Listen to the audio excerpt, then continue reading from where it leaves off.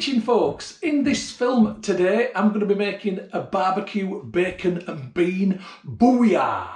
So what is a booyah? Well, it's an American term for a stew which is made of meat and vegetables, quite often with meat stock as well. I don't have any meat stock today, but it's fine. There's plenty of good stuff going into this. I believe it comes from the French for bouillabaisse or bouillabaisse, whatever they call it, which is the French fish stew. But this is the meaty version that the Americans make. And in homage to the Americans, I'm doing a barbecue flavour. So let's have a look at those key ingredients. Right, well, first of all, it's bacon. So there's my bacon. I've got 12 rashers of smoked bacon. Americans would call this back bacon. British would just call this bacon. I've got a chorizo, however you pronounce it, sausage just there. I'm going to use about this much of it. Not all of it, about that much just there. I've got 1 large red onion, 6 white mushrooms, 1 red capsicum pepper, 1 green capsicum pepper, and I'm going to use 50 grams of pearl barley and 50 grams of split peas. My beans are a combination of organic carlin peas, otherwise known as black peas. I've got rosecoco beans and I have got black eye beans, and I've got 100 grams of each, which are in water there, and they've been soaking for the past 12 hours. These need to be soaked overnight. If you don't have rosecoco beans, incidentally, kidney beans would do just fine. These are quite a British thing. I'm not sure if you can get these in other countries. I have seen them in Latvia, of all places, but I haven't seen them anywhere else before. But they're brilliant. Now, my barbecue sauce is a homemade barbecue sauce, and in it will be tomato puree, paprika, chilli powder, it says flakes, but it's powder, English mustard to give it some proper some ginger paste, some Worcestershire sauce, or as you Americans say, Worcestershire sauce, and some 3 Bears honey. It's going to be a heartwarming and belly-filling taste fest. Let's crack on. Right, I'm going to begin as ever by dealing with my onion. So I'm going to take the skin and the outer layer off. Incidentally, apologies for a background noise. There's grinding and banging and all sorts going on. I've got roofers in, and that isn't a euphemism. So with my red onion, I'm going to cut it down like that, and then I'm going to cut it into lengths this way, and then I'm going to turn it round and do it the other way. So I'm basically dicing my onion. I've got that to do with both pieces back in a second, and then all of my onion is going to go into the slow cooker bowl. It's funny because I see the slow cooker bowl invariably labelled as a drum, a tub and a bowl. What do you call it? What's the correct term actually, slow cooker aficionados? Right, bacon. Okay, so I'm going to cut the bacon straight down. I'm not separating the rashers, and I'm keeping the fat on because that is flavour. Plus the bacon will shrink inside the slow cooker. I also want it to release a lot of juice if possible. And then I'm going to take the bigger pieces of bacon, this bit here where the medallion is, this bit's okay as it is, and I'm just going to go down this way. And then basically try and flake this as best as possible on top of the onions. So I'll come back to you in a sec when I've got all that bacon flaked on top of there. That's my bacon in. Let's deal with the white mushrooms, and it's as easy as halving them and then halving them in the other direction. So I have quartered my mushrooms. They're going on top in just the same way. Right, that's all my mushrooms in. Let's get the capsicum peppers dealt with. So these are nice and easy. It's just a case of taking the top off, popping out the stalky bit, which we don't want. That becomes garden compost, but obviously the red stuff's good, so that goes inside there. And then just simply cutting round to take out the pepper core, where most of the seeds are going to be located, and again that becomes compost too. And then cutting the pepper into thick slices like so. In fact, I've got 3 slices there, and then just going around each slice like this to cut it into chunks. Nice rough chunks, so we've got different size things that are going into this. And then for the end bit, just cutting around it like so. And all that then goes on top.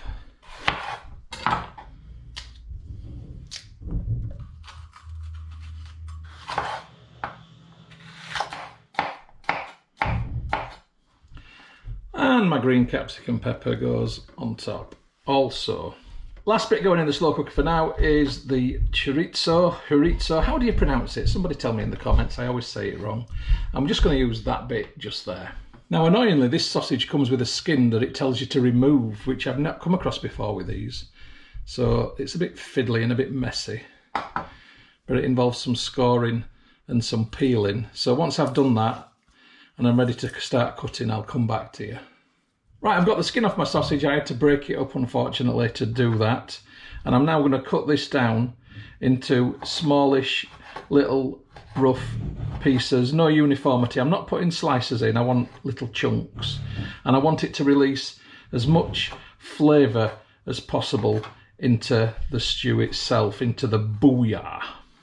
Right, that's my chorizo cut. So I'm just going to sprinkle that on top. And finally, I'm going to add a sprinkling of pearl barley. Imagine that there's probably 40 to 50 grams of that, and the same for my split peas. That'll do. Right, the slow cooker lid goes on, and I'm going to put my slow cooker on high, and I'm leaving this on high for 2 hours. I will be doing some bits and pieces with it in the interim, but for now we can leave that and move on to the rest of the recipe. So now I'm going to deal with my beans. So first things first, I'm going to pour these into a sieve to get the water off them that they've been soaking in. I'm going to put the tap on, put it in shower mode, and give them a little rinse. Then my peas are going to go into this saucepan, peas and beans I should say. Shower tap on, well, let's have it on blaster. And let's just cover these over and fill the pan halfway up. That'll do. I've got these on the cooker, and add a dash of salt, and then get that ring on, and turn it right down, and lid on. Right, I can leave them now until they come to a simmer. Right, barbecue sauce time. So basically that means combining all of these ingredients that I showed you earlier into this jug. So I'm going to take my chili flakes, and I'm going to get what will be the equivalent of, it's coming out in 2, but it should be the equivalent of 1 rounded teaspoonful of chili flakes. Now my English mustard, this is the hot stuff, okay, and I'm going to go for a heaped teaspoonful of English mustard. This really is mind-blowingly hot compared to French mustard or German mustard that you might see, and definitely hotter than American mustard. Paprika, I can't get the spoon in, but I'm just going to sprinkle some, and this is going to be the equivalent of a teaspoon. Tomato puree, 1, 2, 3, 4, 5 nice big squirts. Worcestershire sauce, and we want to go 1, 2, 3, 4, 5, 6, 7, 8, 9, 10. Honey, some nice sweetness, and 1, 2, 3, 4, 5, 6, 7, 8, 9, 10, 11. Like a bit of sweetness. So to mix this together, you can see it's a good paste. And finally, speaking of paste, ginger, and I'm going to go with 1, 2 decent blobs of ginger paste in there. Right, so what I'm going to do now is to fill this jug up to the 200ml mark with boiling water. So now my boiling water's going on top. Now give it a good stir around. It feels nice and thick, and that's what I want. So lid police, look away because it is coming off, and I am now sprinkling or pouring or drizzling, whatever you want to say, on top, and that's going to cover those dry ingredients on top as well. And just because I don't want to waste any, I've just put another 50ml of water in the bottom to swill around, and I'm going to pour that on too. Right. That lid stays on now for 1 hour and 20 minutes. So I'm still waiting for these to come to a simmer. Once they've come to a simmer, I'll come back to you. Right, 30 minutes later and we have simmering going on. Quite an aggressive simmer just there. Well, it's a boil, let's face it. It's a boil, it's not a simmer. Right, I'm leaving this for another 5 minutes and then I'm turning it off and I'm leaving them to stand.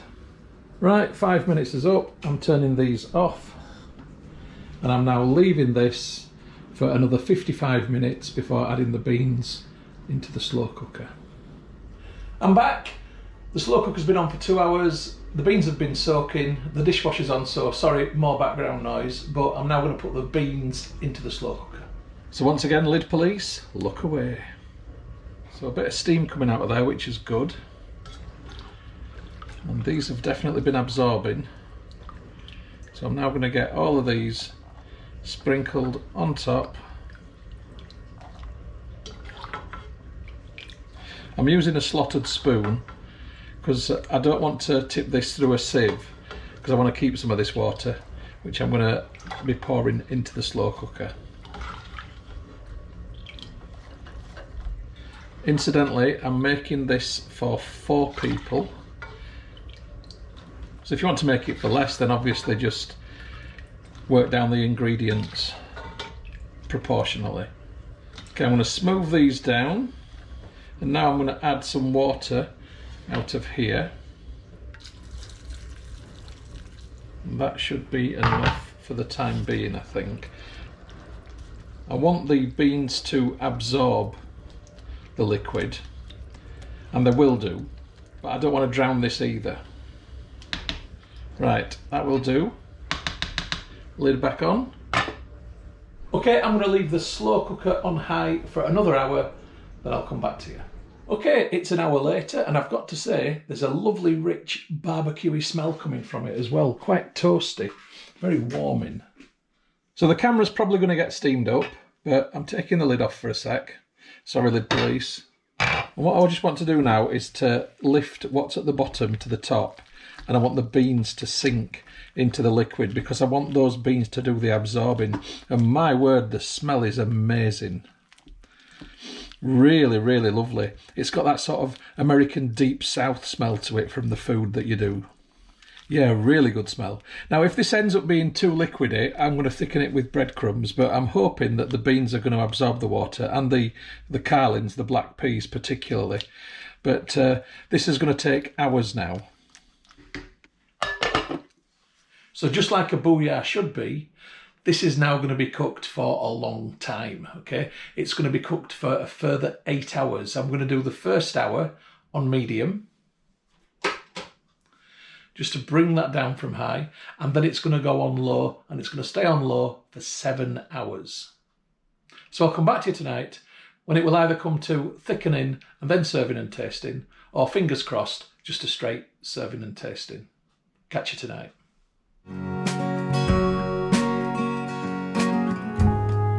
Good evening from the kitchen, folks. It is 7.5 hours later, 30 minutes leeway time, but I've boiled some potatoes as well to go with this. Let's have a look at the booyah. So here it is. I'm going to actually turn it off first because I know it's done. A little bit of steam, nothing excessive. It's actually quite a nice constituency when you stir it up. Yes, it was wet on top to begin with, but when you look at that, that's actually pretty good. Booyah. So I'm going to serve this with some boiled new potatoes. Voila. And as ridiculous as it may seem, all of my slotted spoons are in the dishwasher. So I'm going to use a potato masher to lift the potatoes out of the pan so the water drains off to get them in the bowl. Make do and mend. It works. Right, so I've got my spuds in the bowl and I'm going to add my booyah. Actually, I'm going to use a different spoon for that. So I shall use a ladle measuring spoon for the booyah. A nice deep one. And I'm not going to put it on top of the potatoes, I'm going to put it next to the potatoes.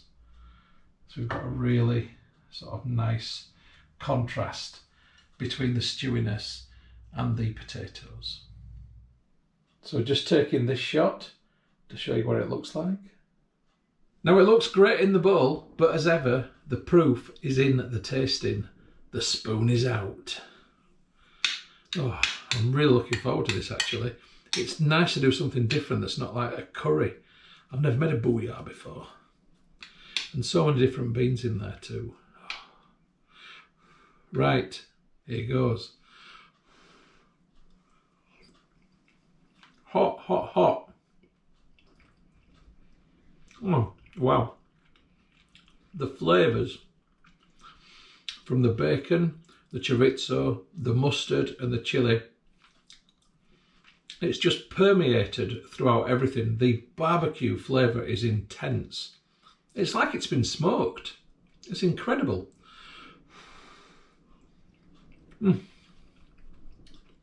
It's hot and it is definitely a heartwarming meal.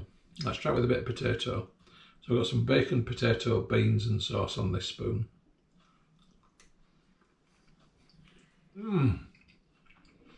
Amazing. This is absolutely delicious. It's my first booyah.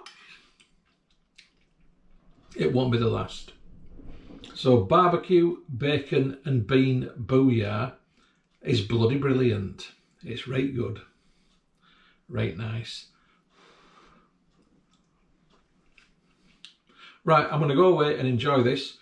I've just took a film on, so perfect accompaniment. I'll catch you on the next film, whatever that may be. Brew film, unboxing, cooking film, I don't know. We'll find out.